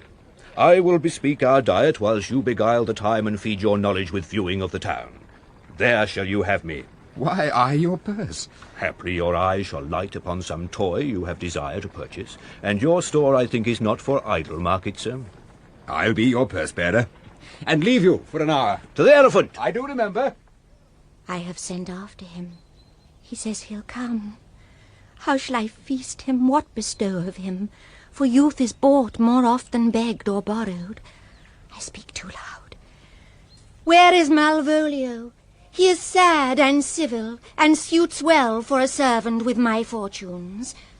Where is Malvolio? He's coming, madam, but in very strange manner. He is sure possessed, madam. Why? What's the matter? Does he rave? No, madam. He does nothing but smile. Your ladyship were best to have some guard about you if he come, for sure the man is tainted in wits. Go, call him hither. I am as mad as he, if sad and merry madness equal be. How now, Malvolio? Sweet lady. Smilest thou? I sent for thee upon a sad occasion. Sad lady? It could be said this does make some obstruction in the blood, this cross-gartering. But what of that? If it please the eye of one, it is with me as the very true sonnet is. Please one and please all. Why, how dost thou, man? What is the matter with thee? Not black in my mind, though yellow in my legs. It did come to his hands, and commands shall be executed. I think we do know the sweet Roman hand. Wilt thou go to bed, Malvolio? To bed? Aye, sweetheart, and I'll come to thee. God comfort thee. Why dost thou smile so, and kiss thy hand so oft? Oh, do you, Malvolio? At your request. Yes, nightingales answer door. Why appear you with this ridiculous boldness before my lady? Be not afraid of greatness, 'twas well writ. What mean'st thou by that, Malvolio? Some are born great. Huh? Some achieve greatness. What sayest thou? And some have greatness thrust upon them. Heaven restore thee. Remember who commended thy yellow stocking. Thy yellow stockings? And wish to see thee cross-gartered. Cross-gartered? Go to, thou art made, if thou desirest to be so. Am I made? If not, let me see thee a servant still. Why, this is very midsummer madness. Madam, the young gentleman of the Count Orsino's is returned. I could hardly entreat him back. He attends your ladyship's pleasure. I'll come to him. Good Maria, let this fellow be looked to. Where's my cousin Toby? Let some of my people have a special care of him. I would not have him miscarry for the half of my dowry. Oh, do you come near me now? No worse man than Sir Toby to look after me. This concurs directly with the letter. She sends him on purpose that I may appear stubborn to him. For she incites me to that in the letter. Cast thy humble slough, says she. Be opposite with a kinsman, surly with servants. Let thy tongue tang with arguments of state. Put thyself into the trick of singularity. And consequently sets down the manner how, as a sad face, a reverend carriage, a slow tongue, in the habit of some sir of note, and so forth. I have limed her, but it is Jove's doing, and Jove make me thankful. And when she went away now, let this fellow be looked to, fellow, not Malvolio, nor after my degree, but fellow. Why, everything adheres together, that no dram of a scruple, no scruple of a scruple, no obstacle, no incredulous or unsafe circumstance, what can be said, nothing that can be, can come between me and the full prospect of my hopes. Well, Jove, not I, is the doer of this, and he is to be thanked. Which way is he, in the name of sanctity? If all the devils of hell be drawn in little, and Legion himself persist him, yet I'll speak to him. There he is, there he is. How is't with you, sir? How is't with you, man? Go off. I discard you. Let me enjoy my private. Go on. Lo, how hollow the fiend speaks within him. Did not I tell you? Oh, Sir Toby, my lady prays you to have a care of him. Does she so? Go to, peace, peace, we must deal gently with him. Let me alone. How do you, Malvolio? How is't with you? What man defy the devil? Consider he's an enemy to mankind. You know what you say. Lad, you speak ill of the devil, how he takes it at heart. Pray God he is not bewitched. Carry his water to the wise woman. Marry, and it shall be done tomorrow morning if I live. My lady would not lose him for more than I'll say. How now, mistress? Oh, no. Then prithee hold thy peace. This is not the way. Do you not see you move him? Let me alone with him. No way but gentleness. Gently, gently. The fiend is rough and will not be roughly used.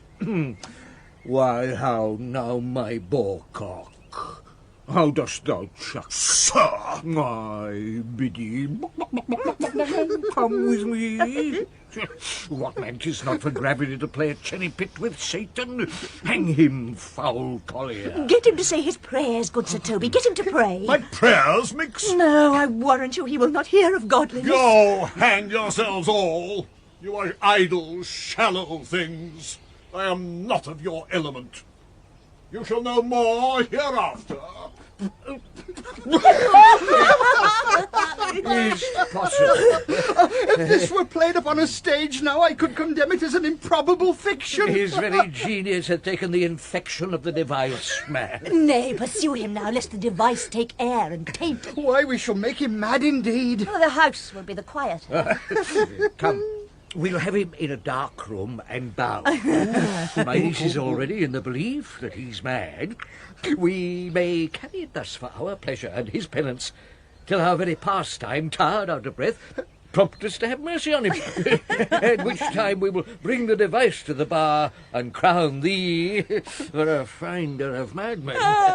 But see, Sir Andrew. More matter for a May morning. Here's the challenge. Read it. I warrant there's vinegar and pepper in't. It's so saucy. Aye, yes, I warrant him. Do but read. Give me. Youth, whatsoever thou art but a scurvy fellow. Good and valiant. Wonder not, nor admire not in thy mind why I do call thee so, for I will show thee no reason for it. A good note that keeps you from the blow of the law. Thou comest to the Lady Olivia, and in my sight she uses thee kindly, but thou liest in thy throat. That is not the matter I challenge thee for. Very brief and to exceeding good sense, less. I will waylay thee going home, where if it be thy chance to kill me... Good. Thou kill'st me like a rogue and a villain. Still you keep on the windy side of the law? Good. Fare thee well, and God have mercy upon one of our souls. He may have mercy upon mine, but my hope is better, and so look to thyself. Thy friend as thou usest him, and thy sworn enemy, Andrew Aguecheek.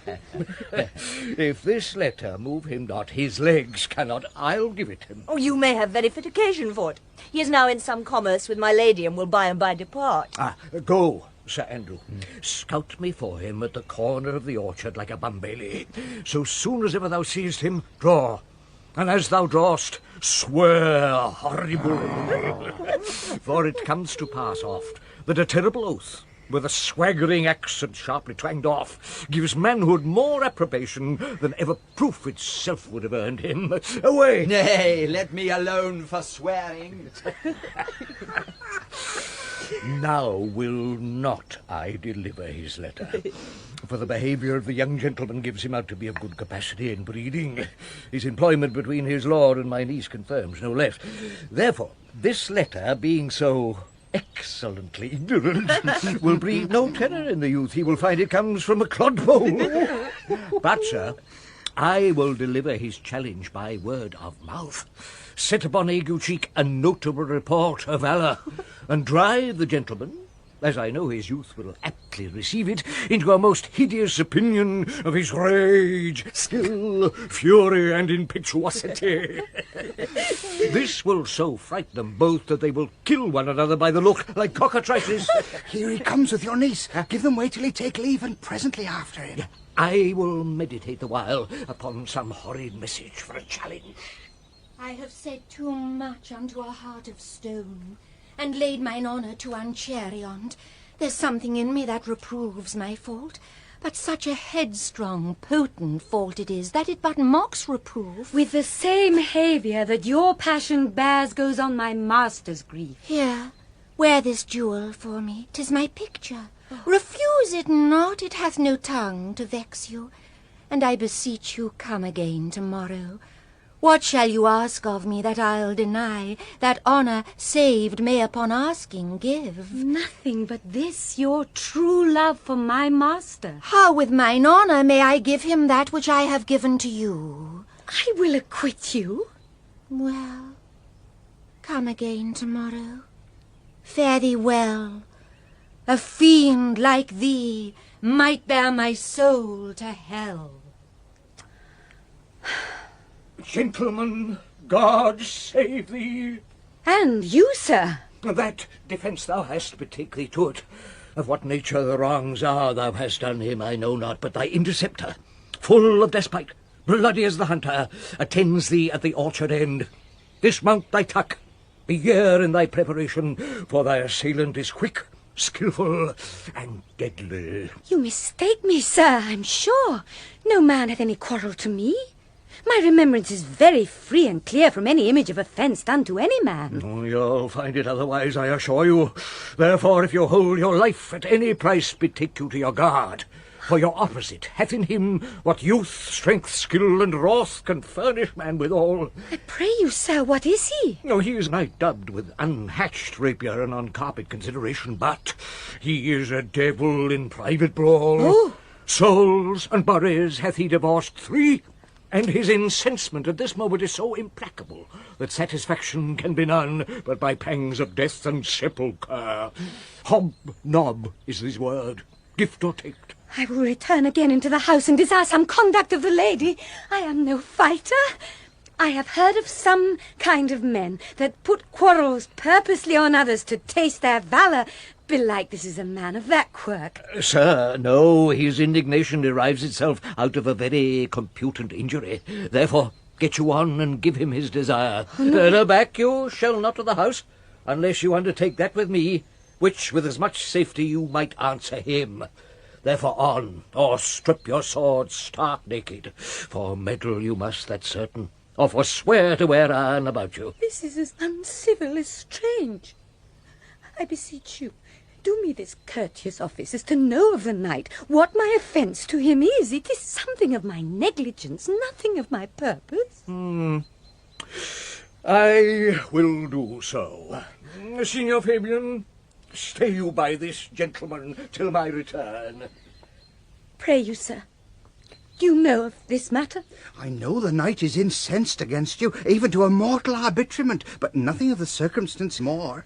I beseech you, what manner of man is he? Nothing of that wonderful promise to read him by his form, as you are like to find him in the proof of his valour. Oh. He is indeed, sir, the most skilful, bloody, and fatal opposite that you could possibly have found in any part of Illyria. Will you walk towards him? I'll make your peace with him if I can. I shall be much bound to you for it. I'm one that had rather go with Sir Priest than Sir Knight. I care not who knows so much of my mettle. Why, man, he's a very devil. I have not seen such a virago. I had a pass with him, rapier scabbard and all, and he gives me the stuck-in with such a mortal motion that it's inevitable. And on the answer, he pays you as surely as your feet hits the ground they step on. They say he's been fencer to the Sophie. Pox on't, I'll not meddle with him. Aye, but he will not now be pacified. Fabian can scarce hold him yonder. Plague on't, and I thought he'd been valiant and so cunning in fence I'd have seen him damned ere I'd have challenged him. Let him let the matter slip, and I'll give him my horse, Grey Capulet. I'll make the motion. Stand there. Yeah. Make a good show on't. This shall end without the perdition of souls. Mary, I'll ride your horse as well as I ride you. I have his horse, Fabian, to take up the quarrel. I have persuaded him the youth's a devil. He is as horribly conceited of him, and pants and looks pale as if a bear were at his heels. Here he is. There's no remedy, sir. He will fight with you for oath's sake. Oh. Mary, he hath better bethought him of his quarrel, and he finds that now scarce to be worth talking of. Therefore, draw for the sportance of his vow. He protests he will not hurt you. Pray God defend me. A little thing would make me tell them how much I lack of a man. Give ground if you see him furious. Come, Sir Andrew, there's no remedy. The gentleman will, for his honour's sake, have one bout with you. He cannot by the duello avoid it, but he has promised. As he is a gentleman and a soldier, he will not hurt you. Come on, Tut. Pray God he keep his oath. I do assure you, 'tis against my will. Put up your sword! If this young gentleman have done offence, I take the fault on me. If you offend him, I for him defy you. You, sir, why, what are you? One, sir, that for his love dares yet do more than you have heard him brag to you, he will. Nay, if you be an undertaker, I am for you. Oh, good Sir Toby, hold! Here come the officers! Oh, I'll be with you anon.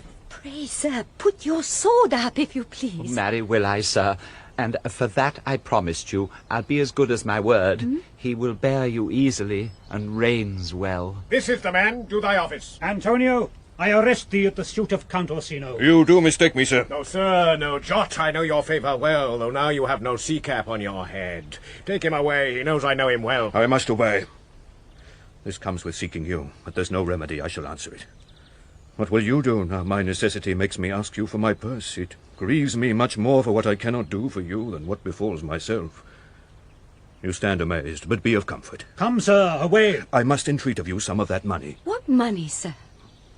For the fair kindness you have showed me here, and part being prompted by your present trouble, out of my lean and low ability I'll lend you something. My having is not much. I'll make division of my present with you. Hold, here's half my coffer. Will you deny me now?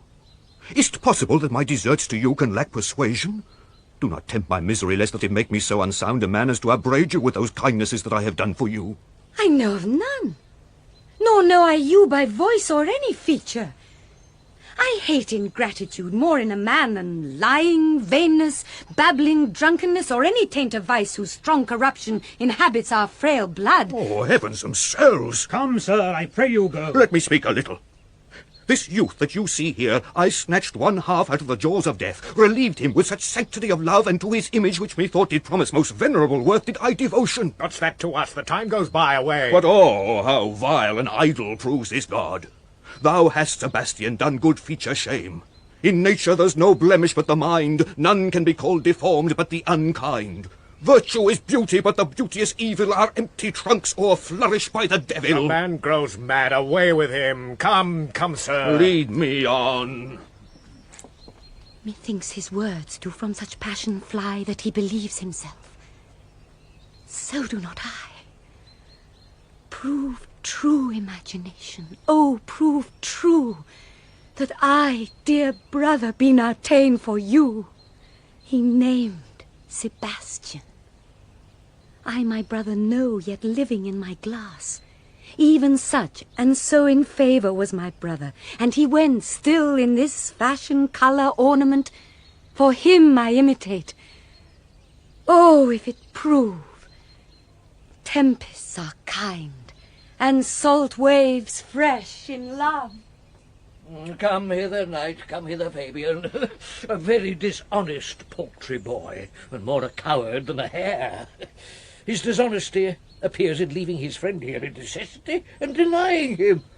And for his cowardship, ask Fabian. A coward, a most devout coward, religious in it. Slid, I'll after him again and beat him. Do cuff him soundly, but never draw thy sword. And I do not. Come, let's see the event. No, I dare lay any money, 'twill be nothing yet. Will you make me believe that I am not sent for you? Go to, thou art a foolish fellow, let me be clear of thee. Well held out, i' faith. No, I do not know you, nor I am not sent to you by my lady to bid you come speak with her. Nor your name is not Master Cesario. Huh? Nor this is not my nose, neither. Nothing that is so is so. I prithee vent thy folly somewhere else. Thou know'st not me. Vent my folly? He has heard that word of some great man, and now applies it to a fool. Vent my folly? I am afraid this great lubber the world will prove a cockney. I prithee now, ungird thy strangeness, and tell me what I shall vent to my lady. Shall I vent to her that thou art coming? I prithee, foolish Greek, depart from me. There's money for thee. If you tarry longer, I shall give thee worse payment. By my troth, thou hast an open hand. These wise men that give fools money get themselves a good report after 14 years' purchase. Now, sir, have I met you again? There's for you. Why, there's for thee. Oh, and there, oh, and there. Oh. All the people mad. Hold, sir, or I'll throw your dagger o'er the house. This will I tell my lady straight. I would not be in some of your coats for 2 pence. Come on, sir, hold. Nay, let him alone. I'll go another way to work with him. I'll have an action of battery against him if there be any law in Illyria. Though I struck him first, yet it's no matter for that. Let go thy hand. Oh, come, sir, I will not let you go. Come, my young soldier, put up your eye, and you are well fleshed. Come on. I will be free from thee. What wouldst thou now? If thou darest tempt me further, draw thy sword. What? Nay, then I must have an ounce or two of this malapert blood from you. Right. Hold, Toby! On my life I charge thee hold. Oh, madam. Will it be ever thus? Ungracious wretch, fit for the mountains and the barbarous caves where manners ne'er were preached, out of my sight. Be not offended, dear Cesario. Rudes be begone. I prithee, gentle friend, let thy fair wisdom, not thy passion, sway in this uncivil and unjust extent against thy peace.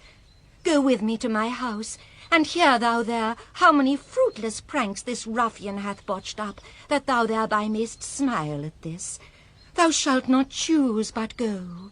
Do not deny. Beshrew his soul for me. He started one poor heart of mine in thee. What relish is in this? How runs the stream?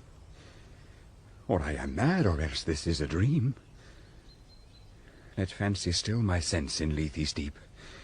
If it be thus to dream, still let me sleep. Nay, come, I prithee. Would thou'dst be ruled by me? Madam, I will. Oh, say so, and so be. Nay, I prithee put on this gown and this beard. Make him believe thou art Sir Topaz the curate. Well, do it quickly. I'll call Sir Toby the whilst. Well, I'll put it on, and I will dissemble myself and I would I were the first that ever dissembled in such a gown.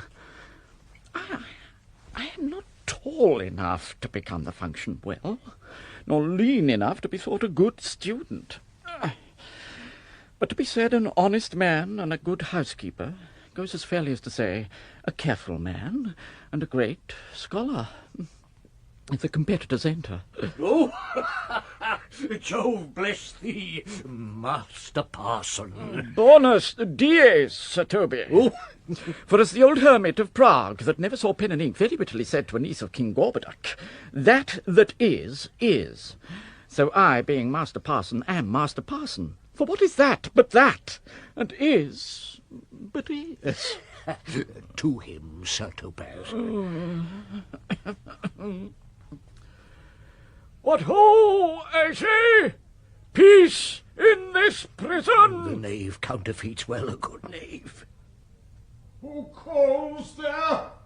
Sir Topaz, the curate, who comes to visit Malvolio, the lunatic. Sir Topaz, good Sir Topaz, go to my lady. Out, hyperbolical fiend! How vexest thou this man? Talkest thou nothing but of ladies? Well said, Master Parson. Sir Topaz, never was man thus wronged. Good Sir Topaz, do not think I am mad. They have laid me here in hideous darkness. Fie, thou dishonest Satan! I call thee by the most modest terms, for I am one of those gentle ones that will use the devil himself. With courtesy, seest thou that house is dark? As hell, Sir Topaz. Why, it hath bay windows, transparent as barricadoes, and the clerestories toward the south-north are as lustrous as ebony. And yet complainest thou of obstruction? I am not mad, Sir Topaz. I say to you, this house is dark. Madman, thou errest. I say there is no darkness but ignorance, in which thou art more puzzled than the Egyptians in their fog. I say this house is as dark as ignorance, though ignorance were as dark as hell. And I say there was never man thus abused. I am no more mad than you are. Make the trial of it in any constant question. What is the opinion of Pythagoras concerning wildfowl? That the soul of our grandam might happily inhabit a bird. What thinkest thou of his opinion? I think nobly of the soul, and no way approve his opinion. Fare thee well, or remain thou still in darkness. Thou shalt hold the opinion of Pythagoras ere I will allow thy wits, and fear to kill a woodcock, lest thou dispossess the soul of thy grandam. Fare thee well! Sir Topaz! Sir Topaz! My most exquisite... Nay, I am for all waters. Now to him, in thine own voice, and bring me word how thou find'st him. I would we were well rid of this knavery. If he may be conveniently delivered, I would he were, for I am now so far in offence with my niece that I cannot pursue with any safety this sport to the upshot. Come by and by to my chamber. Hey, Robin, jolly Robin, tell me how thy lady does. Fool! My lady is unkind, perdie. Fool! Alas, why is she so? Fool, I say! She loves another. Fool! Who calls, huh? Good fool! As ever thou wilt deserve well at my hand. Help me to a candle and pen, ink and paper. As I am a gentleman, I will live to be thankful to thee for it. Master Malvolio. Aye, good fool. Alas, sir, how fell you beside your 5 wits? Fool, there was never man so notoriously abused. I am as well in my wits, fool, as thou art. But as well? Then you are mad indeed, if you be no better in your wits than a fool. They appear propagate me, keep me in darkness, send ministers to me, asses, and do all they can to face me out of my wits. Advise you what you say, the minister is here. Malvolio, Malvolio, thy wits the heavens restore. Endeavour thyself to sleep, and leave thy vain bibble-babble. Sir Topaz! Maintain no words with him, good fellow. Why, sir? Not I, sir. God be with you, good Sir Topaz. Marry? Amen. I will, sir. I will. Fool, fool, fool, I say! Alas, sir, be patient. What say you, sir? I am shent for speaking to you. Good fool, help me to some light and some paper. I tell thee I am as well in my wits as any man in Illyria. Well a day that you were, sir. By this hand I am. Good fool, some ink, paper, and light, and convey what I will set down to my lady. It shall advantage thee more than ever the bearing of letter did. I will help you to it, but tell me true. Are you not mad indeed, or do you but counterfeit? Believe me, I am not. I tell thee true. Nay, I'll ne'er believe a madman till I see his brains. I will fetch you light, and paper and ink. Fool, I'll requite it in the highest degree. I bid thee be gone. I am gone, sir, and anon, sir, I'll be with you again. In a trice like to the old vice your need to sustain, who with dagger of laugh in his rage and his wrath cries aha to the devil. Like a mad lad, pare thy nails, dad, adieu, good man devil. This is the air. That is the glorious sun. This pearl she gave me, I do feel't and see it. And though 'tis wonder that enwraps me thus, yet 'tis not madness. Where's Antonio, then? I could not find him at the Elephant, yet there he was, and there I found this credit, that he did range the town to seek me out. His counsel now might do me golden service. For though my soul disputes well with my sense, that this may be some error, but no madness, yet doth this accident and flood of fortune so far exceed all instance or discourse, that I am ready to distrust mine eyes and wrangle with my reason that persuades me to any other trust, but that I am mad, or else the lady's mad. Yet if 'twas so, she could not sway her house, command her followers, take and give back affairs and their dispatch, with such a smooth, discreet, and stable bearing as I perceive she does. There's something in it that is deceivable. But here the lady comes. Blame not this haste of mine. If you mean well, now go with me and with this holy man into the chantry by. There before him and underneath that consecrated roof, plight me the full assurance of your faith, that my most jealous and too doubtful soul may live at peace. He shall conceal it whilst you are willing it shall come to note. What time we will our celebration keep according to my birth. What do you say? I'll follow this good man, and go with you, and having sworn truth, ever will be true. Then lead the way, good father, and heaven so shine that they may fairly note this act of mine. Now, as thou lovest me, let me see his letter. Good Master Fabian, grant me another request. Anything.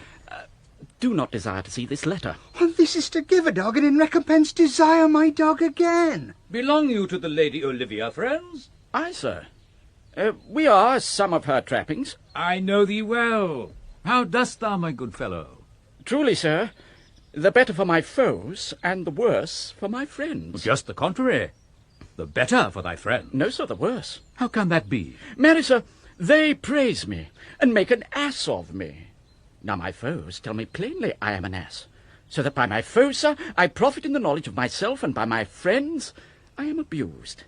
So that conclusions to be as kisses, if your 4 negatives make your 2 affirmatives, why then the worse for my friends, and the better for my foes. Aye, this is excellent. By my troth, sir, no, though it please you to be one of my friends. Thou shalt not be the worse for me.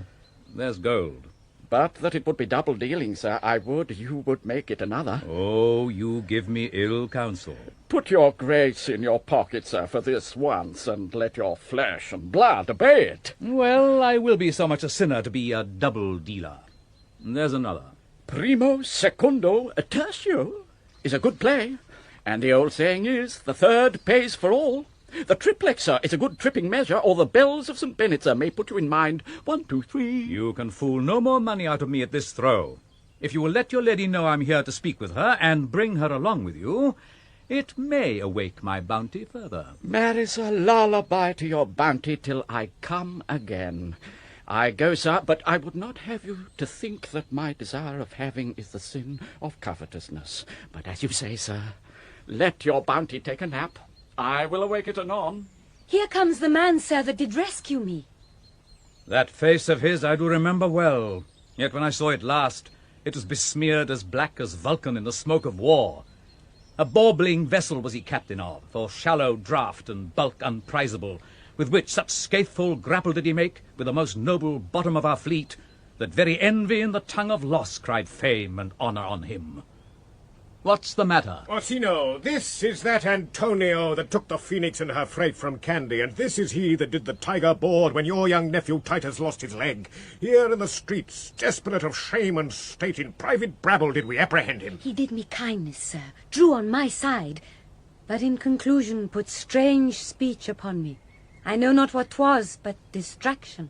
Notable pirate, thou salt water thief, what foolish boldness brought thee to their mercies, whom thou in terms so bloody and so dear hast made thine enemies? Orsino, noble sir, be pleased that I shake off these names you give me. Antonio never yet was thief or pirate, though I confess on basin ground enough Orsino's enemy. A witchcraft drew me hither. That most ingrateful boy there by your side, from the rude seas enraged and foamy mouth, did I redeem. A wreck past hope he was. His life I gave him, and did thereto add my love without retention or restraint, all his in dedication. For his sake did I expose myself, pure for his love, into the danger of this adverse town. Drew to defend him when he was beset, where being apprehended his false cunning, not meaning to partake with me in danger, taught him to face me out of his acquaintance, and grew a 20 years removed thing while one would wink. Denied me mine own purse, which I had recommended to his use not half an hour before. How can this be? When came he to this town? Today, my lord. And for 3 months before, no interim, not a minute's vacancy, both day and night did we keep company. Here comes the Countess. Now heaven walks on earth. But for thee, fellow, thy words are madness. 3 months this youth hath tended upon me. But more of that anon. Take him aside. What would my lord, but that he may not have, wherein Olivia may seem serviceable? Cesario, you do not keep promise with me. Madam? Gracious Olivia. What do you say, Cesario? Good my lord. My lord would speak. My duty hushes me. If it be aught to the old tune, my lord, it is as fat and fulsome to mine ear as howling after music. Still so cruel. Still so constant, lord. What, to perverseness? You uncivil lady, to whose ingrate and unauspicious altars my soul the faithless offerings hath breathed out that ere devotion tendered. What shall I do? Even what it please my lord that shall become him. Why should I not, had I the heart to do it, like the Egyptian thief at point of death, kill what I love, a savage jealousy that sometimes savours nobly. But hear me this, since you to non-regardance cast my faith, and that I partly know the instrument that screws me from my true place in your favour, live you the marble-breasted tyrant still. But this your minion, whom I know you love, and whom by heaven I swear I tender dearly, him will I tear out of that cruel eye where he sits crowned in his master's spite. Come, boy, with me. My thoughts are ripe in mischief. I'll sacrifice the lamb that I do love, to spite a raven's heart within a dove. And I most jocund, apt, and willingly, to do you rest 1,000 deaths would die. Where goes Cesario? After him I love. More than I love these eyes, more than my life, more by all mores than e'er I shall love wife. If I do feign you witnesses above, punish my life for tainting of my love. Ay me, detested, how am I beguiled? Who does beguile you? Who does do you wrong? Hast thou forgot thyself? Is it so long? Call forth the Holy Father. Come, away. Whither, my lord? Cesario, husband, stay. Husband? Aye, husband, can he that deny? Her husband, sirrah? No, my lord, not I. Alas, it is the baseness of thy fear that makes thee strangle thy propriety. Fear not, Cesario, take thy fortunes up. Be that thou know'st thou art, and then thou art as great as that thou fearst. O welcome, father, father, I charge thee by thy reverence here to unfold, though lately we intended to keep in darkness what occasion now reveals before 'tis ripe. What thou dost know hath newly passed between this youth and me. A contract of eternal bond of love, confirmed by mutual joinder of your hands, attested by the holy close of lips, strengthened by interchangement of your rings, and all the ceremony of this compact sealed in my function by my testimony, since when my watch hath told me toward my grave, I have travelled but 2 hours. O thou dissembling cub! What wilt thou be when time hath sowed a grizzle on thy case? Or will not else thy craft so quickly grow that thine own trip shall be thine overthrow? Farewell, and take her, but direct thy feet where thou and I henceforth may never meet. My lord, I do protest. Oh, do not swear. Hold little faith, though thou hast too much fear. For the love of God, a surgeon! Send one presently to Sir Toby. What's the matter? He's broke my head across, and has given Sir Toby a bloody coxcomb too. For the love of God, your help! Oh, I'd rather than £40 I were at home. Who has done this, Sir Andrew? The Count's gentleman, one Cesario. What? We took him for a coward, but he's the very devil incarnate. My gentleman Cesario. Odds lifelings, there he is. You broke my head for nothing, and that I did, I was set on to do by Sir Toby. Why do you speak to me? I never hurt you. Oh. You drew your sword upon me without cause, but I bespake you fair and hurt you not. If a bloody coxcomb be a hurt, you've hurt me. I think you set nothing by a bloody coxcomb. Oh, here comes Sir Toby halting. Now you shall hear more. But if he had not been in drink, he would have tickled you other gates than he did. How now, gentlemen? How is't with you? Well, that's all one has hurt me, and there's the end on't. Sot, did see Dick Surgeon shot? Oh, he's drunk, Sir Toby, an hour agone. His eyes were set at 8 in the morning. Then he's a rogue and a passy measures pavin. I hate a drunken rogue. Away with him. Who hath made this havoc with them? I'll help you, Sir Toby, because we'll be dressed together. Will you help an ass-head and a coxcomb and an ellie, a thin-faced doll, Get him to bed and let his hurt be looked to. I am sorry, madam, I have hurt your kinsman. But had it been the brother of my blood, I must have done no less with wit and safety. You throw a strange regard upon me, and by that I do perceive it hath offended you. Pardon me, sweet one, even for the vows we made each other but so late ago. One face, one voice, one habit, and 2 persons. A natural perspective that is and is not. Antonio! Oh, my dear Antonio! How have the hours racked and tortured me since I have lost thee? Sebastian, are you? Fearst thou that, Antonio? How have you made division of yourself? An apple cleft in two is not more twin than these two creatures. Which is Sebastian? Most wonderful. Do I stand there? I never had a brother. Nor can there be that deity in my nature of here and everywhere. I had a sister, whom the blind waves and surges have devoured. Of Charity, what kin are you to me? What countryman? What name? What parentage? Of Messeline. Sebastian was my father. Such a Sebastian was my brother too. So went he suited to his watery tomb. If spirits can assume both form and suit, you come to fright us. A spirit I am indeed, but am in that dimension grossly clad, which from the womb I did participate. Were you a woman, as the rest goes even, I should my tears let fall upon your cheek, and say, Thrice welcome, drowned Viola. My father had a mole upon his brow, And so had mine. and died that day that Viola from her birth had numbered 13 years. Oh, that record is lively in my soul. He finished indeed his mortal act that day that made my sister 13 years.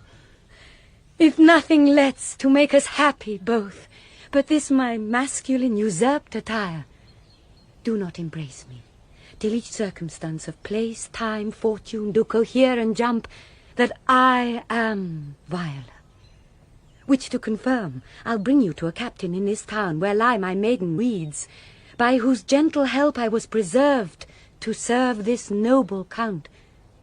All the occurrence of my fortune since hath been between this lady and this lord. So comes it, lady, you have been mistook. But nature to her bias drew in that. You would have been contracted to a maid, nor are you therein by my life deceived. You are betrothed both to a maid and man. Be not amazed. Right noble is his blood. If this be so, as yet the glass seems true, I shall have share in this most happy wreck. Boy, thou hast said to me 1,000 times, thou never shouldst love woman like to me. And all those sayings will I overswear, and all those swearings keep as true in soul as doth that orbed continent the fire that severs day from night. Give me thy hand, and let me see thee in thy woman's weeds. The captain that did bring me first on shore hath my maid's garments. He upon some action is now in durance at Malvolio's suit, a gentleman and follower of my lady's. He shall enlarge him. Fetch Malvolio hither. And yet, alas, now I remember me, they say, poor gentleman, he's much distract. A most extracting frenzy of mine own from my remembrance clearly banished his.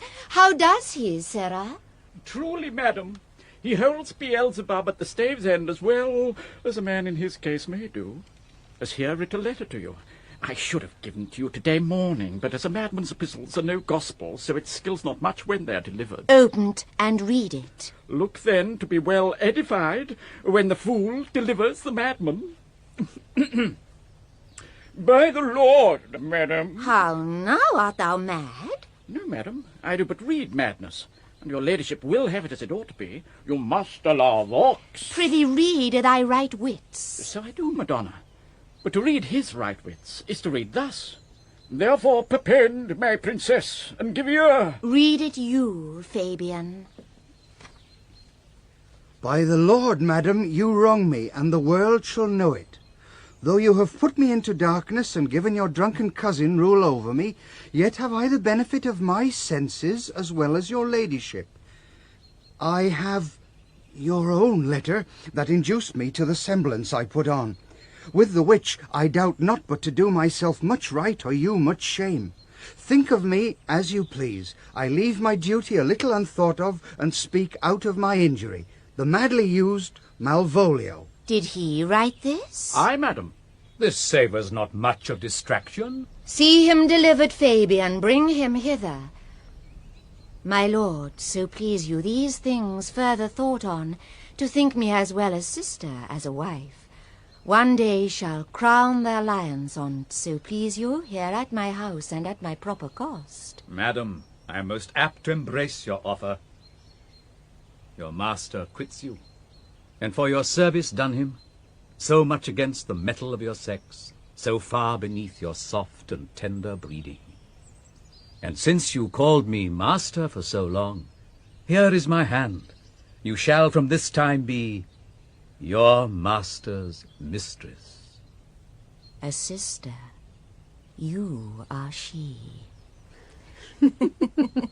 Is this the madman? Ay, my lord, this same.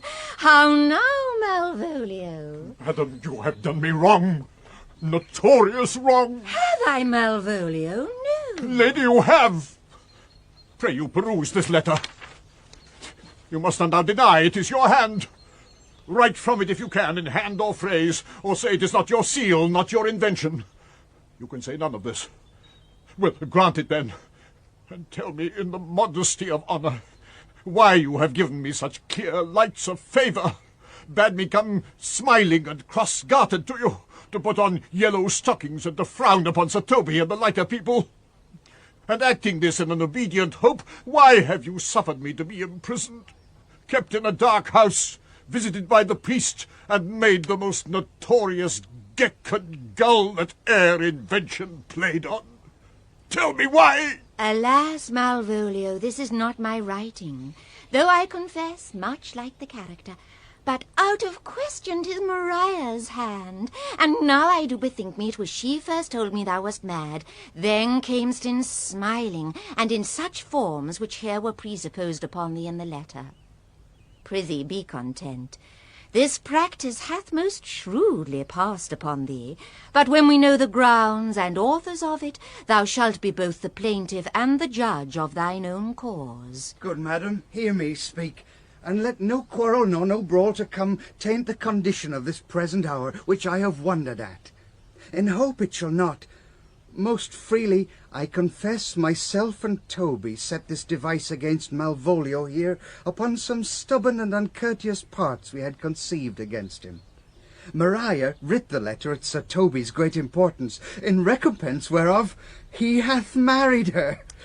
How with a sportful malice it was followed may rather pluck on laughter than revenge, if that the injuries be justly weighed that have on both sides passed. Alas, poor fool, how have they baffled thee? Why, some are born great, some achieve greatness, and some have greatness thrown upon them. I was one, sir, in this interlude. One, Sir Toper, sir. But that's all one. By the Lord, fool, I am not mad. But do you remember? Madam, why laugh you at such a barren rascal, and you smile not, he's gagged. And thus the whirligig of time brings in his revenges. I'll be revenged on the whole pack of you. He hath been most notoriously abused. Pursue him, and entreat him to a peace.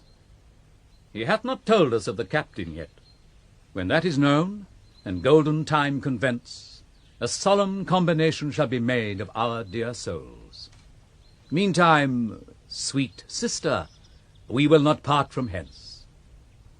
Cesario, come, for so you shall be while you are a man, but when in other habits you are seen, Orsino's mistress and his fancy's queen. When that I was and a little tiny boy, with hey-ho, the wind and the rain, a foolish thing was but a toy, for the rain it raineth every day. But when I came to man's estate, with hey-ho, the wind and the rain, 'gainst knaves and thieves men shut their gate, for the rain it raineth every day. But when I came, alas, to wive, with hey-ho, the wind and the rain, By swaggering could I never thrive, for the rain it raineth every day. But when I came unto my beds with hey-ho, the wind and the rain, with tosspot still had drunken heads, for the rain it raineth every day. A great while ago the world begun with hey-ho, the wind and the rain. But that's all one. Our play is done, and we'll strive to please you every day.